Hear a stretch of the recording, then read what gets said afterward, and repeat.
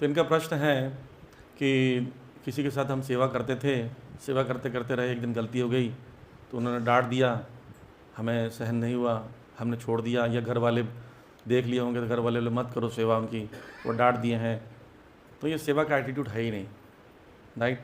जिसकी आप सेवा कर रहे हो उसको अधिकार भी है आपको डांटने का।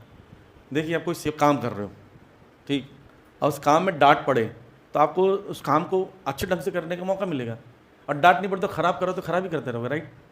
जैसे मान लीजिए करताल कोई बजा रहा गलत, बोले रोज ठीक से बजाओ, डांट रहे, बोले मेरे को बजा दे, नहीं बजाऊंगा ही नहीं मैं, तो आप अच्छा बजाना कब सीखोगे? जितनी भी चीज़ आपने आज तक सीखी है, जितनी भी चीज़, उसमें मैक्सिमम परसेंटेज होगा डांट से सीखी है। अरे आपको तो सुसु करना नहीं आता था, कपड़े में सुसु करते थे आप, माँ बाप ने डांट के आपको सुसु करना सिखाया है, आप छोड़ दो माँ बाप को, है दम तो बचपन में छोड़ देता बच्चा, बिस्तर पर सुसु करते थे रात में, आप डांट पड़ी, थप्पड़ पड़ी तुमको तो अगली बार सुसु करोगे तो हम बाथरूम चलने लगे। खाना नहीं आता था, नाक में मुंह में कहाँ डालते थे भोजन को, याद है आपको? डांट पड़ी आपको, सीधे हाथ से खाओ, सीधे हाथ से खाते हैं हम लोग, सीखे।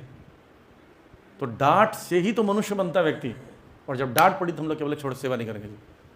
और वैष्णव की कृपा डांट ही होती है, याद रखना, क्योंकि उसी से करेक्शन आता है, उसी से जीवन में उन्नति होता है। वैष्णव डांट रहे हैं मतलब आप पर विशेष कृपा हो रही है। कौन डांटता है प्रभु जी? डांटता वही है जो आपको अपना मानता है। सड़क पर किसी व्यक्ति को डांट सकता है कोई वैष्णव? नहीं, वो देखता है कि मेरी सेवा कर रहा है, इसको उन्नति कराना है, इसको करेक्शन करो या आगे बढ़ जाएगा, इसलिए डांटता है। तो या आप भी बुद्धिमान नहीं है, और बुरा मत मानना आपकी फैमिली वाले बुद्धिमान नहीं है जो उसको रोक रहे हैं। अगर आपने घर जाके बताया कि मुझे डांट पड़ी है, तो आप उससे ज़्यादा मूर्ख हैं घर वालों से, कि आपने वहाँ पर जो कृपा मिली थी उसको गलत प्रेजेंट किया है। मुझे याद है एक वैष्णव को एक बार प्रभु जी डांट रहे थे, मोहन प्रभु जी, बिल्कुल बदतमीज हो तुम, कोई बात नहीं मानती मेरे, तो सॉरी प्रभु जी बोल रहे थे। और जैसे प्रभु जी का नृत्य करने लगे, प्रभु जी ने डांटा पहली बार मुझे, मैं प्रभु जी का अपना हो गया हूँ कि प्रभु जी ने मुझे अपना समझ के डांटा, कितनी बड़ी बात है मेरे लिए। ये भावना होना चाहिए, डांट दी मैं नहीं करूँगा सेवा। आपके अंदर जो भी परिवर्तन पॉजिटिव आया है वो दो चीज़ों से आता है, डांट से, दूसरा इंस्पिरेशन से। कई बार इंस्पिरेशन से नहीं आता तो डांट की ज़रूरत होती है, इसलिए डांट पड़ रही है तो सहन करो, सहन करने से उन्नति होगा, और छोड़ दोगे तो वही वहीं रह जाओगे, नीचे भी गिर सकते हो। इसलिए एटीट्यूड यही होना चाहिए कि मारी वो राखी बस जो इच्छा तुम्हार, आप डांटिए पर अपने अलग मत कीजिए हमसे। ये सबसे बड़ा एटीट्यूड है आगे बढ़ने का। तो व्यक्ति खुश होकर बोलता है ये है बंदा, भगवान इसको गोलोक धाम लेके जाना, वो प्रार्थना करेगा आपके लिए। और जो छोड़ देगा मैं नहीं मानता तुमको, तो क्या होगा उसका? सर्वनाश। यस्य प्रसादात भगवत प्रसादो यस्य अप्रसादात नरक। क्या बिहेवियर देख रहे हो? कृष्ण कॉन्शियस में कभी कोई किसी को एक्सप्लॉइट नहीं करता है।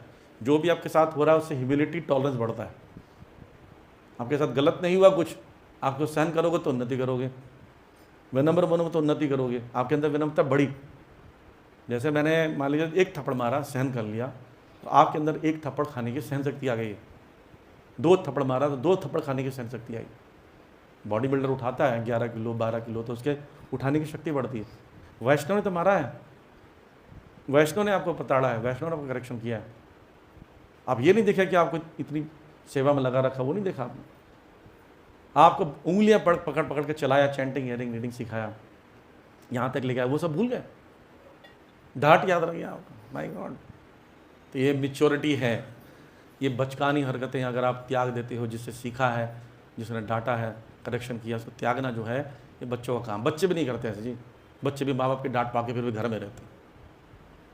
तो इस प्रकार से आप ये सोचिए कि मेरे अपने हैं, मेरे अपनों का अधिकार है मुझे डांटने का, मैं उनके शरण में ही रहूँगा, सेवा करूँगा, तब उन्नति कर पाएंगे। अगर आपके अच्छे काम के लिए कोई डांट रहा है, वो इक्वल्स क्यों ना हो, सहन करो। भाई कोई बात आपको बोल रहा है प्रभु जी नाली में गिर रहे हो, बोले तू इक्वल है, कैसे बोल रहा है तू नाली में गिर रहे हो, हम गिरेंगे, ये तो पागलपन है। कोई व्यक्ति आपकी सहायता कर रहा है, आपकी गलती है तो उसको पॉजिटिव लो ना, आप उसको नेगेटिव क्यों लेते हो? आपकी हेल्प के लिए हो रहा है ना। अगर मान लीजिए आपकी हेल्प के लिए नहीं है, तब आप उसकी अथॉरिटी से बात करो, भाई मेरे अगेंस्ट में बोल रहा है, मेरे फेवर में नहीं बोल रहा था बंदा, जाओ अपने उसको भी सहन करो और जाकर अथॉरिटी को बताओ। पर आपके फेवर में है, आपका करेक्शन है, आपका फ़ायदा है, सहन करो, ये तो अच्छी बात है। प्रभु जी आपके खाने में कॉकरोच गिरा है, सीनियर हूँ जान, तब कॉकरोच भी खा लिया आपने। तो ये मूर्खता है भाई। कोई करेक्शन कर रहा है तो करेक्शन लीजिए, चाहे वो जूनियर क्यों ना हो, इक्वल छोड़ दो, जूनियर भी बोल रहा है तो वो काम का चीज़ है। आप इम्प्रूवमेंट लाने वाला है तो लाइए। अनजान व्यक्ति भी करेक्शन करेगा। प्रभुपाद जी कुछ बीमार हो गए, सेकंड हार्ट अटैक आया, तो एक व्यक्ति आता है, बुजुर्ग डॉक्टर, बोलता है इतने बुढ़े हो गए हो, मॉर्निंग वॉक क्यों नहीं करते हो? प्रभुपाद जी बोले ठीक है, उस दिन से मॉर्निंग वॉक शुरू कर दिया। एक अनजान डॉक्टर के करेक्शन से Prabhupada ji, founder Acharya of ISKCON, पूरे विश्व के जो इतने मंदिरों का मालिक, उनकी बात मानकर मॉर्निंग वॉक शुरू किया, क्योंकि सलाह सही दिया था।